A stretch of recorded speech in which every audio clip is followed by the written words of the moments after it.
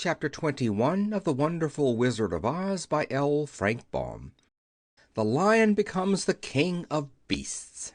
After climbing down from the China Wall, the travelers found themselves in a disagreeable country, full of bogs and marshes and covered with tall, rank grass. It was difficult to walk without falling into muddy holes, for the grass was so thick that it hid them from sight. However, by carefully picking their way they got safely along until they reached solid ground. But here the country seemed wilder than ever, and after a long and tiresome walk through the underbrush they entered another forest, where the trees were bigger and older than any they had ever seen. "This forest is perfectly delightful," declared the Lion, looking around him with joy. "Never have I seen a more beautiful place." "It seems gloomy," said the Scarecrow. "Not a bit of it," answered the Lion. "I should like to live here all my life. See how soft the dried leaves are under your feet, and how rich and green the moss is that clings to these old trees. Surely no wild beast could wish a pleasanter home." "Perhaps there are wild beasts in the forest now," said Dorothy. "I suppose there are," returned the Lion, "but I do not see any of them about." They walked through the forest until it became too dark to go any farther.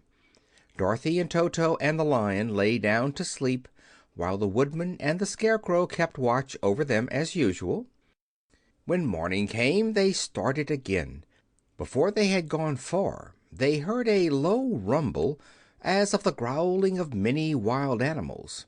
Toto whimpered a little, but none of the others was frightened, and they kept along the well-trodden path until they came to an opening in the wood, in which were gathered hundreds of beasts of every variety.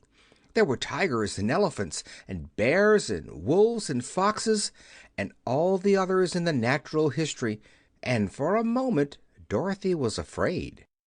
But the Lion explained that the animals were holding a meeting, and he judged by their snarling and growling that they were in great trouble. As he spoke, several of the beasts caught sight of him, and at once the great assemblage hushed as if by magic. The biggest of the tigers came up to the Lion and bowed, saying, "Welcome, O King of Beasts! You have come in good time to fight our enemy and bring peace to all the animals of the forest once more." "What is your trouble?" asked the Lion quietly. "We are all threatened," answered the tiger, "by a fierce enemy which has lately come into this forest. It is a most tremendous monster, like a great spider, with a body as big as an elephant and legs as long as a tree trunk. It has 8 of these long legs, and as the monster crawls through the forest he seizes an animal with a leg and drags it to his mouth, where he eats it as a spider does a fly. Not one of us is safe while this fierce creature is alive, and we had called a meeting to decide how to take care of ourselves when you came among us." The Lion thought for a moment. "Are there any other lions in this forest?" he asked. "No, there were some, but the monster has eaten them all. And besides, there were none of them nearly so large and brave as you." "If I put an end to your enemy, will you bow down to me and obey me as King of the Forest?" inquired the Lion. "We will do that gladly," returned the tiger, and all the other beasts roared with a mighty roar. "We will!" "Where is this great spider of yours now?" asked the Lion.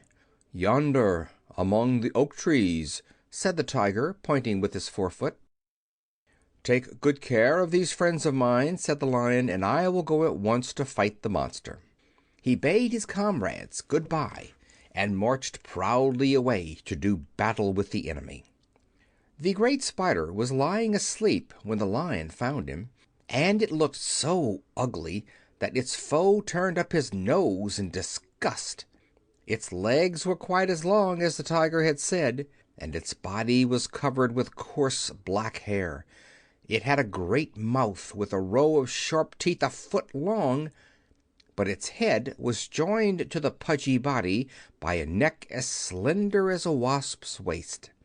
This gave the Lion a hint of the best way to attack the creature, and he knew it was easier to fight it asleep than awake. He gave a great spring and landed directly upon the monster's back. Then, with one blow of his heavy paw, all armed with sharp claws, he knocked the spider's head from its body. Jumping down, he watched it until the long legs stopped wiggling, when he knew it was quite dead. The Lion went back to the opening where the beasts of the forest were waiting for him, and said proudly, "You need fear your enemy no longer." Then the beasts bowed down to the Lion as their king, and he promised to come back and rule over them as soon as Dorothy was safely on her way to Kansas. End of Chapter 21. Chapter 22 of The Wonderful Wizard of Oz by L. Frank Baum. The Country of the Quadlings. The four travelers passed through the rest of the forest in safety, and when they came out from its gloom saw before them a steep hill, covered from top to bottom with great pieces of rock. "That will be a hard climb," said the Scarecrow, "but we must get over the hill, nevertheless." So he led the way, and the others followed. They had nearly reached the first rock when they heard a rough voice cry out, "Keep back!" "Who are you?" asked the Scarecrow. Then a head showed itself over the rock, and the same voice said, "This hill belongs to us, and we don't allow anyone to cross it." "But we must cross it," said the Scarecrow. "We're going to the country of the Quadlings." "But you shall not," replied the voice, and there stepped from behind the rock the strangest man the travelers had ever seen. He was quite short and stout, and had a big head, which was flat at the top and supported by a thick neck full of wrinkles. But he had no arms at all, and seeing this, the Scarecrow did not fear that so helpless a creature could prevent them from climbing the hill. So he said, "I'm sorry not to do as you wish, but we must pass over the hill whether you like it or not," and he walked boldly forward. As quick as lightning the man's head shot forward, and his neck stretched out until the top of the head, where it was flat, struck the Scarecrow in the middle and sent him tumbling over and over down the hill. Almost as quickly as it came, the head went back to the body, and the man laughed harshly as he said, "It isn't as easy as you think."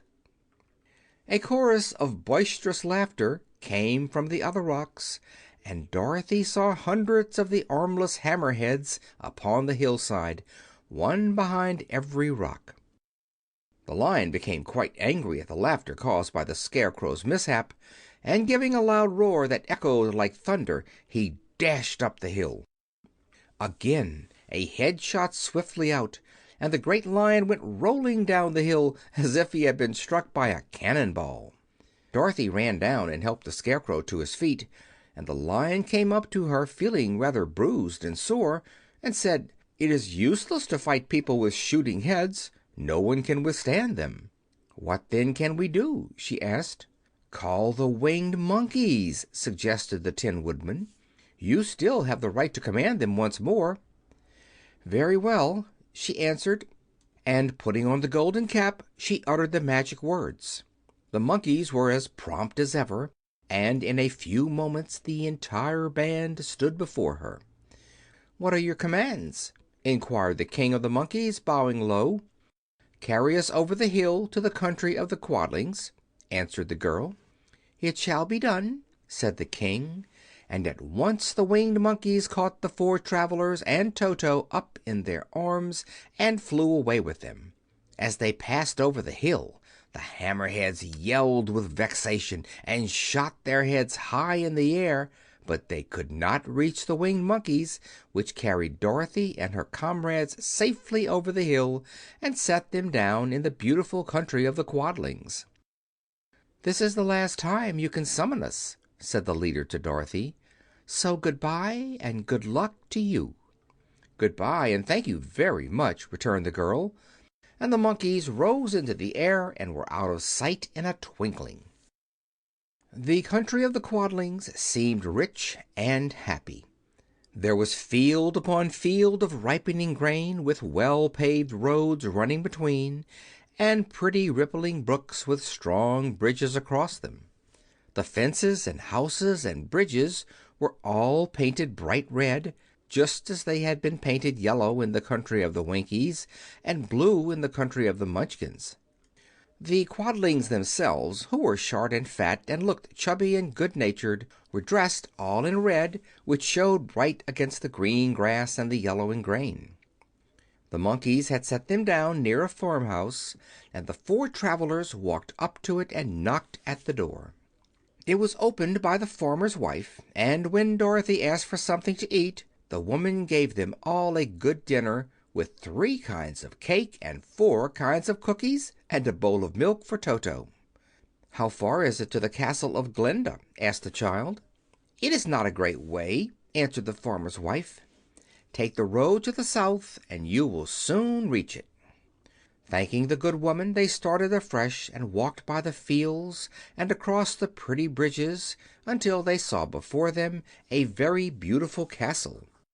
Before the gates were 3 young girls, dressed in handsome red uniforms trimmed with gold braid, and as Dorothy approached, one of them said to her, "Why have you come to the South Country?" "To see the good witch who rules here," she answered. "Will you take me to her?" "Let me have your name, and I will ask Glinda if she will receive you." They told who they were, and the girl soldier went into the castle. After a few moments she came back to say that Dorothy and the others were to be admitted at once. End of Chapter 22.